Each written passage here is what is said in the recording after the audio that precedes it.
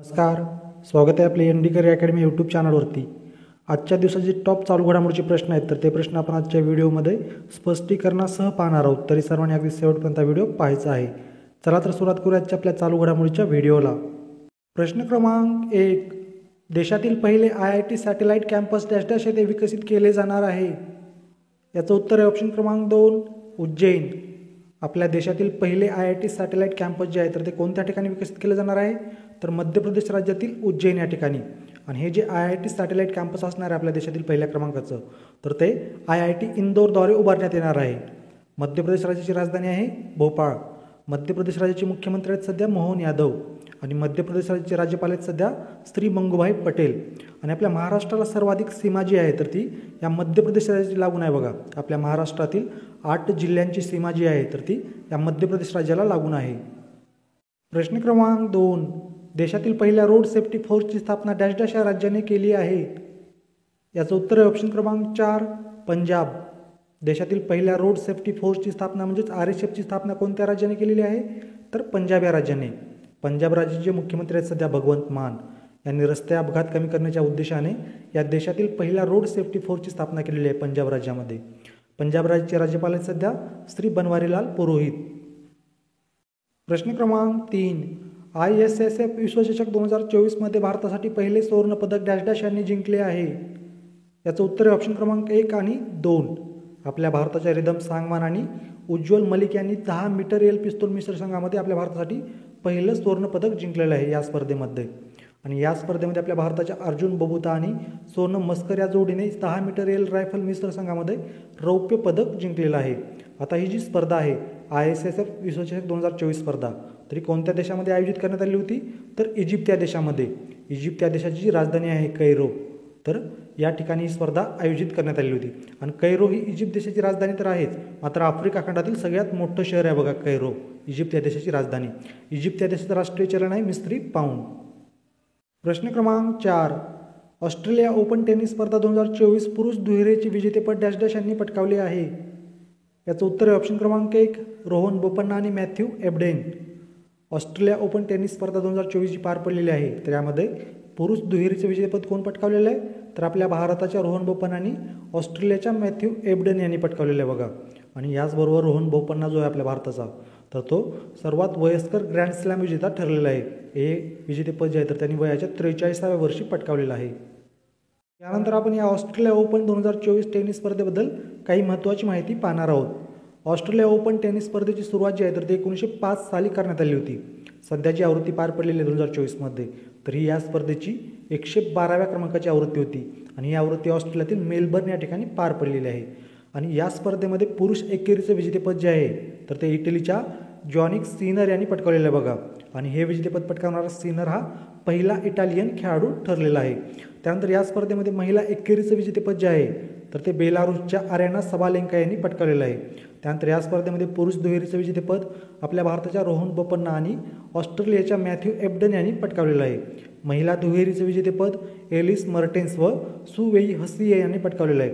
आणि मिश्र दुहेरीचं विजेतेपद जे आहे तर ते जॉन झिलिन्स्की व सुवेई हसिये यांनी पटकावलेलं आहे. हे तुम्ही नोट डाऊन करून घेऊ शकता. त्यानंतर पाहूयात पुढील प्रश्न. प्रश्न क्रमांक 5. 69व्या फिल्मफेअर पुरस्कार सोहळ्यामध्ये डॅश डॅश यांना जीवनगौरव पुरस्कार देण्यात आला आहे. याचं उत्तर आहे ऑप्शन क्रमांक 3 डेव्हिड धवन.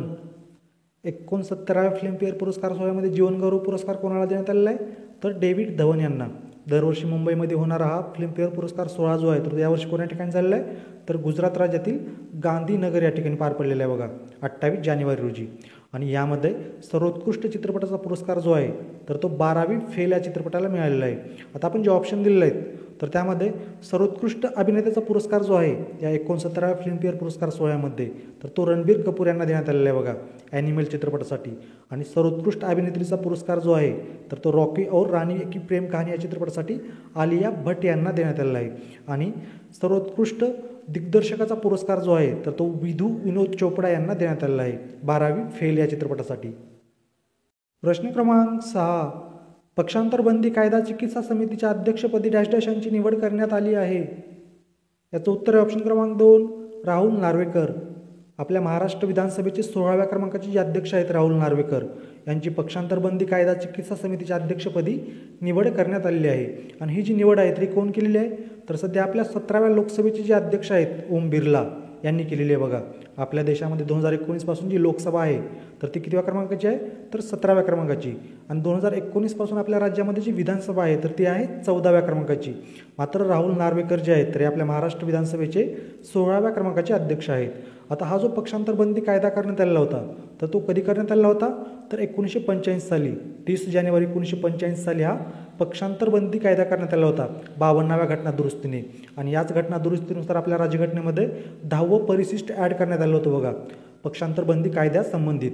आणि पक्षांतर बंदी कायद्यामध्ये आत्तापर्यंत एक वेळेस दुरुस्ती करण्यात आलेली आहे, कधी 2003 साली 91व्या क्रमांकाची घटना दुरुस्ती करण्यात आलेली आहे आपल्या राज्यघटनेमध्ये, आणि त्यामध्ये या पक्षांतर बंदी कायद्यामध्ये एक वेळेस दुरुस्ती करण्यात आलेली आहे। त्यानंतर पाहूयात प्रश्न क्रमांक 7, भारताच्या प्रजासत्ताक दिनाचे प्रमुख पाहुणे इमॅन्युएल मॅक्रॉन हे प्रतिष्ठित वार्षिक कार्यक्रमात सहभागी होणारे डॅश डॅश वे फ्रेंच नेते बनले आहेत। याचं उत्तर आहे ऑप्शन क्रमांक 4 6वे।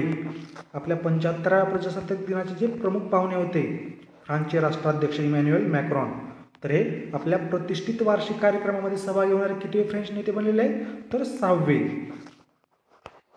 प्रश्न क्रमांक 8, प्रथम श्रेणी क्रिकेटच्या 252 वर्षाच्या इतिहासात डॅश डॅश या खेळाडूंनी सर्वात वेगवान त्रिशतक झळकावले आहे। याचं उत्तर आहे ऑप्शन क्रमांक 2 तन्मय अग्रवाल। प्रथम श्रेणी क्रिकेटच्या 252 वर्षाच्या इतिहासामध्ये सर्वात वेगवान त्रिशतक कोणत्या खेळाडूंनी झळकावलेलं आहे तर तन्मय अग्रवाल या खेळाडूंनी। आणि तन्मय अग्रवाल जगातील सर्वात जलद त्रिशतक झळकावणारा फलंदाज देखील ठरलेला आहे बघा।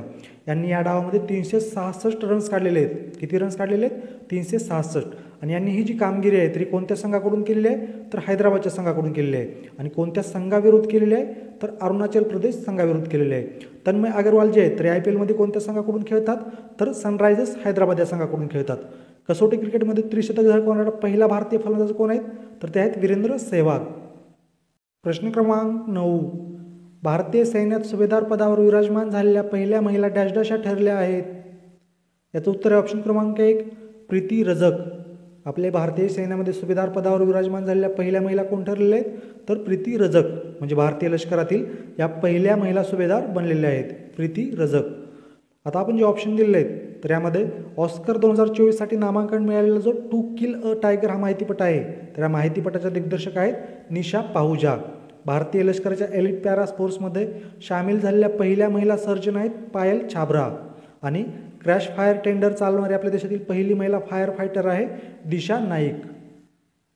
प्रश्न क्रमांक 10, नितीश कुमार यांनी डॅश डॅश व्यांदा बिहार राज्याच्या मुख्यमंत्री पदाची शपथ घेतली आहे। याचं उत्तर आहे ऑप्शन क्रमांक 3 9व्यांदा। नितीश कुमार यांनी कितव्यांदा बिहार राज्याच्या मुख्यमंत्री पदाची शपथ घेतलेली आहे तर 9व्यांदा।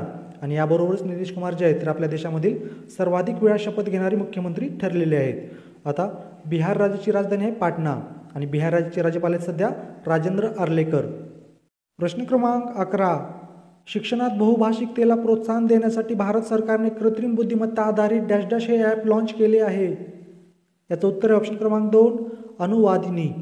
शिक्षणामध्ये बहुभाषिकतेला प्रोत्साहन देण्यासाठी आपल्या भारत सरकारने कृत्रिम बुद्धिमत्ता आधारित कोणते ॲप लॉन्च केलेलं आहे तर अनुवादिनी नावाचे एक ॲप लॉन्च केलेलं आहे। प्रश्न क्रमांक 12, नुकताच ऑरेंज उत्सव डॅश डॅश या राज्यात आयोजित करण्यात आला आहे।